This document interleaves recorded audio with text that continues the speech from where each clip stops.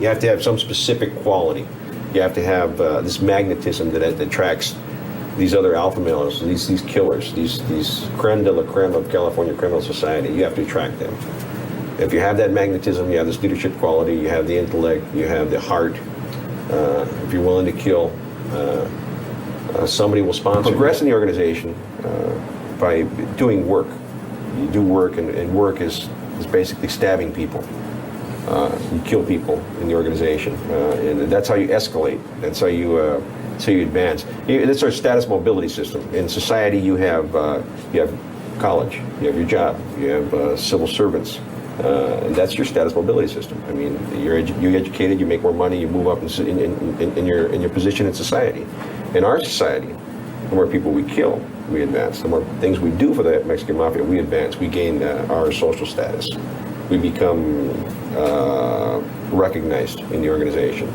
You first have to capture the attention of a specific Mexican Mafia member. So Sureño, you'll be asked to do favors. I mean, this is an organization with audacity, with individuals in it willing to kill, hoping to shock the public, because this shock and awe value of their crimes generates great publicity for them. I mean, you have to understand that these are domestic terrorists, and they prey on this constant fear that they evoke by the name M, Mexican Mafia. We heard that when we were young. It was like, wow, these guys are heavies, and they are heavies. That may be accurate for the immediate period. I mean, following his arrest, you remove him from that specific neighborhood, but you have to understand that that's when it starts. That's when the individual is going to become a Sureño or a Norteño. He's going to be placed into his community. He's going to be placed into a community within prison that fosters antisocial behavior. I mean, that thrives on criminal behavior. And the organization that controls this individual, be it Nuestra Familia, BGF, AB, or M, is going to utilize this individual to infiltrate his neighborhood all over again. This individual, say he's from Bell Gardens, say he's from Montebello. A Mexican Mafia member will contact him and say, who are the connections in your neighborhood? Can you contact them for me? And tell them that you're my representative here and that you want to establish a conduit between me and them. And they'll be utilized that way. And we'll re-infiltrate that community and have it even a stronger hold than when you took the youngster out. So all you're doing is you're immersing that kid into a world where there's no regression. I mean, he can't go back. Once he's involved with the Mexican Mafia, it's in for a penny, in for a pound. You can't get in and say, I don't want to play no more, unless you drop out like I did. After 20 years of my life, I dropped out. We use a method of communication which I like to call carnival talk. It sounds innocuous to you and I, but it's nefarious. Its underlying intent is nefarious. Say that I had a visitor and I told the visitor, hey, how's Joe doing? Joe's doing fine. Yeah? Why don't you ask Berta to go over there and see him and make sure she talks to him for me. Give him my very best. Okay, to you it sounds like Berta's going to go over there and give him regards, but to me, I've just authorized a hit against this individual. And in any court of law, it can't be proven, because it sounds so generic. It just sounds generic. I mean, we can talk about money, we can talk about crimes, we can talk about drug collections, extortions, taking cars, pink slips, whatever we want. And we do this all day long. We understand that we're being recorded, and we alter our conversation a bit to sound innocuous. And we have the institutional gang investigators just scratching their heads sometimes. And what does this mean? And what does this mean? Any Mexican Mafia member can authorize a hit on anybody, as long as it's not a relative of another Mexican Mafia member or a worker of a Mexican Mafia member. But now it's become like a phenomenon out of control. There are lists that are 4 or 5 pages long, and they're authorized hard candy, hard check, personal check, you know. And this is ridiculous to the hardcore members of the Mexican Mafia, because we believe that an assault, once authorized, should be murder. I mean, the individual should be killed, because you don't go in to create an enemy. You don't go to assault somebody because it destroys them. I mean, their whole resume as a up-and-coming Sureño or Camarada is marred once they're assaulted. So you want to go to whack somebody, I mean, you want to make sure he's killed. So and they use multiple assailants. They use backup shooters. They use bump cars. I mean, they're strategically done. I mean, some of them are just done where they stick the gun out the window and boom, they do it. you know, but some of them, they're well put together. They're well put together. A conservative estimate, there's 150,000 to 175,000 individuals that know the name Mexican Mafia. They fear it, and they will do things for it. Hardcore individuals, say maybe 50,000. Soldados, which are soldiers. But the group is small. The Mexican Mafia is small in itself. I mean, it has vast influence. Vast influence. And that's in California. We're not considering the Arizona. We're not considering the Hawaii faction. We're not considering the federal faction. This is an organization that's truly organized crime. In our neighborhoods, we're like, how would we equate it? Like senators. We represent those areas. We go to the neighborhood and we treat it like demigods. You know, this is a big homie, you know? What do you want, you know? Girls, drugs, money, cars, you got it, you know? We make it a profitable proposition. All these murders that are committed for nothing over the past years, we have hundreds of bodies stacked up, literally hundreds of victims that have been killed by the Mexican Mafia. We parlay that, those past victims, even though they didn't pay then, they pay now. They pay now. People pay us for those murders now because we translate this terrorism into finances. Well, you have a facilitator. This individual is usually a visitor who handles all of your communication to the crew chief. The crew chief is the individual who is your right-hand man. He's a representative on the streets. And from there you have crew leaders, individuals who run specific areas for you, parts of your territory. As a member, and then below them there are workers. Those are the guys that are out there actually collecting and selling drugs and doing the extortions for you and enforcing. As a member, you have an organizational entitlement. As soon as you're made, you inherit a piece of turf. It's usually the area which you hail from. Say, I'm Boxer from Artesia. As Boxer from Artesia, I can conduct any illicit activity in Artesia that I wish without any opposition from the organization. I don't have any kickbacks to give anybody. I don't owe anybody any money. This is all cream for me. I can also conduct business in the outlying areas as long as it doesn't interfere with another member's business objectives. If it does, we strike an agreement.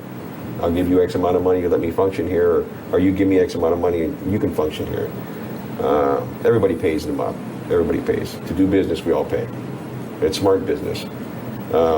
But I can function anywhere in the state of California, anywhere I wish, with the full authority of the Mexican Mafia and the full authority of my crew, me being the figurehead of that crew, the ultimate power in that crew, as long as it does not interfere with other members' business. And if it does, I can easily politic on that member, get him killed, and take over his business.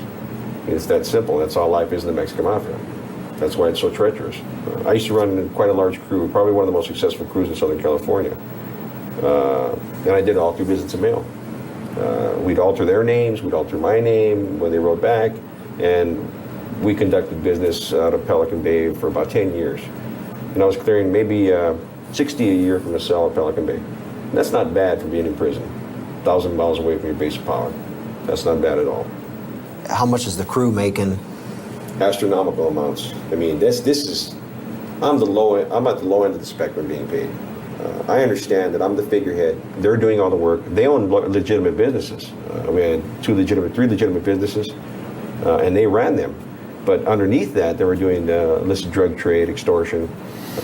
So if they're driving Mercedes-Benzes, Lexuses, Escalades, they're pulling in 7 figures easy. I mean, the whole of the crew is 7 figures easy. They made far greater amounts of money than me. But I was satisfied with what I got. I was happy. Although with blue-collar money, I put my kids to college, I supported my family, and I did well, I think. I know the Mexican Mafia has established ties with La Cosa Nostra and the federal prison system. Although, personally, I never had dealings with them. We had dealings with others, Asians, in Monterey Park. And we know that they had triads. We had ties with other organized groups in specific areas, methamphetamine cooks. We had ties with the Arellano Felix clan in Mexico. Bet Marquez had ties.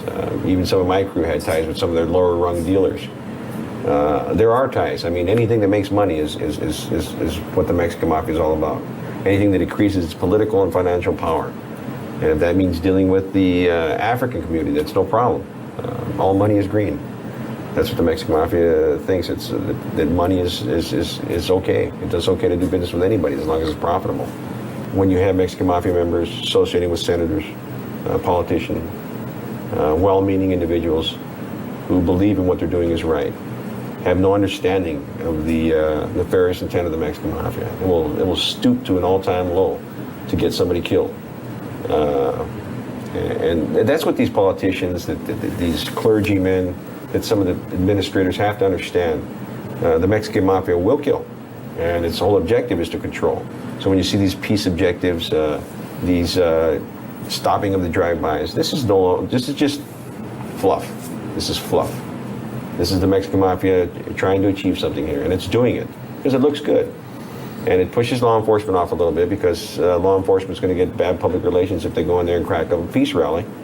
So they're held back, they're held at bay a bit until they understand the true intent of what the Mexican Mafia is doing. It's profiting through the stopping of drive-bys is what they're doing, infiltrating neighborhoods, creating representatives in each geographic location in Southern California. This is where the big money pays. And this is where we're becoming true organized crime because we can't control those gangs. We've displayed it, that we can, what law enforcement, administrations, all the resources the federal government can't do, we can do. We can control gangs. And as quickly as we could say, don't do drive-by, we can start shooting at cops. That's what the Mexican Mafia, the power of the Mexican Mafia is vast. Some of the Eastern philosophies, some of the warrior philosophies, Sun Tzu's Art of War, Essays on the 10 Arts of War, Carlos Castaneda, you have just a variety of different literature that the Mexican Mafia latches onto. I mean, it's considered The Prince by Machiavelli, political tactics. I mean, we study all these things.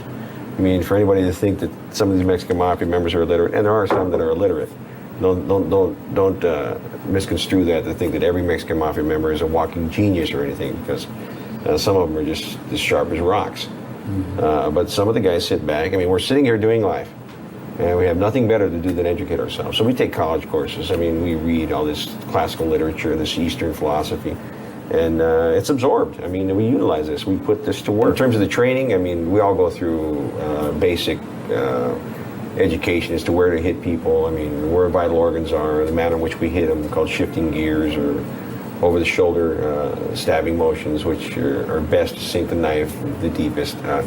But there's two areas basically concentrated on. That's the chest area, the mid-torso, and the white lower quadrant of the abdominal area under the ribs, which is liver shot. I mean, this is massive hemorrhage either way, and that's where we try to hit people when we stab them. In terms of weapon manufacturing and education and assaults, I mean, this is almost Disneyland stuff, because we learn this as Sureños. We come up and we know how to make bombs, zip guns, explosives, crossbows, knives, everything. I mean, we're well schooled and well heeled. You put me in any room, anywhere, I'll come out with a weapon, no matter what. I'll come out with something usable. Yeah, I think that would be considered,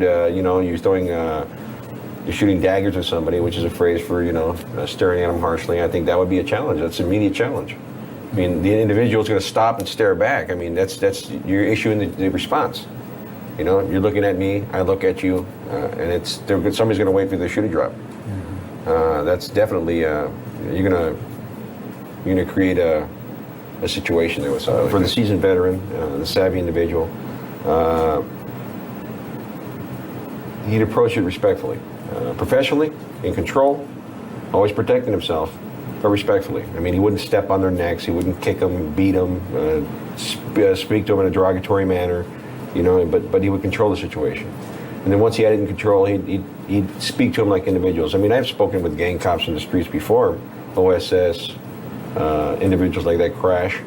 And once we were done proning out, once they were sure that they had the situation secured, that nobody had any weapons, then they put their guns away and they talked to us. Hey, how you doing, man? Where you been? How long were you down? They try to gain knowledge from you. They try to gain intelligence. But they did it in a respectful manner that didn't come off as like they were trying to bleed you for information. One of the policies of the Mexican Mafia has always been never to assault law enforcement. It was counterproductive. It was always counterproductive. But there's been a swing in mentality. I mean, we have younger members coming up with more violent, more willing to hurt officers. So, I mean, it has to be considered that the possibility and the true existence of a threat to CDC officials exists and law enforcement, because that's reality. I mean, the game is changing. Mexican Mafia is losing some of its intimidation factor with CDC, so they're going to have to resort to taking off handcuffs numerous times to do assaults in custody. We had the Buenostro hit in the attorney room, which is a pretty big hit. Me and Benny Peters slipped our cuffs, extracted knives from our shoes, and stabbed this guy in front of about 50 cops. And in Los Angeles County Jail, all they're armed with is a flashlight. They don't have weapons like PR-24s or OC spray. They don't have these things in the county jail. This is back in '92, before the county jail was fully immersed in the depth of what the Mexican Mafia was capable of. And unfortunately, I had to stand around and they watched it while it occurred because they couldn't stop it. Another time, they stabbed an individual Mexican Mafia member by the name of Henry Carlos in a court tank at CCB. And the only thing that stopped that was that an officer mentioned having a gun. And that's what stopped that hit. I mean, I used to practice in Pelican Bay making cuff keys. You can do it with a bobby pin.